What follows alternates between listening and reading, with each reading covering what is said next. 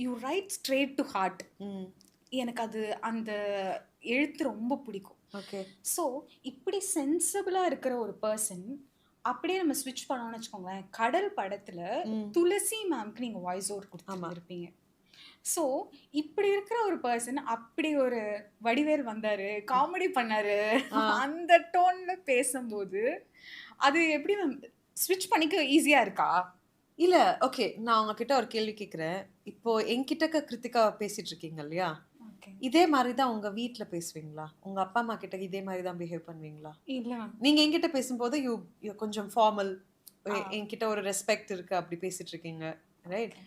So நீங்க கவனிச்சீங்கன்னா, நம்ம எல்லாருமே வேற வேற பீப்பிள் கிட்ட வேற வேற மாதிரி பேசுவோம். நம்ம லவர் கிட்டக்க நம்ம இன்னும் கொஞ்சம் செல்லமா பேசுவோம். நம்போ அப்பா, அம்மா கிட்டக்க இன்னும் வேற மாரி பேசுவோம். ஃப்ரெண்ட்ஸ் கிட்டக்க இன்னும் ஓப்பனா பேசுவோம். நம்மளோட வாய்ஸ் குவாலிட்டியே வந்து ஒருத்தர்கிட்ட பேசும்போது மாறும். ஸோ அந்த மாரி துளசி எனக்குள்ள இருக்கிற ஏதோ ஒரு கேரக்டரோட பரிணாமம். நான் துளசி மாதிரியும் இருப்பேங்க. பயங்கர பைத்தியமா சுத்துவேன். அது என்னோட க்ளோஸ் ஃப்ரெண்ட்ஸ்க்கு மட்டும் தான் அந்த சைட் ஆஃப் ஓகே. கிருத்திகாவ தெரியும். அந்த சைட் ஆஃப் கிருத்திகா யா. தெரியும்.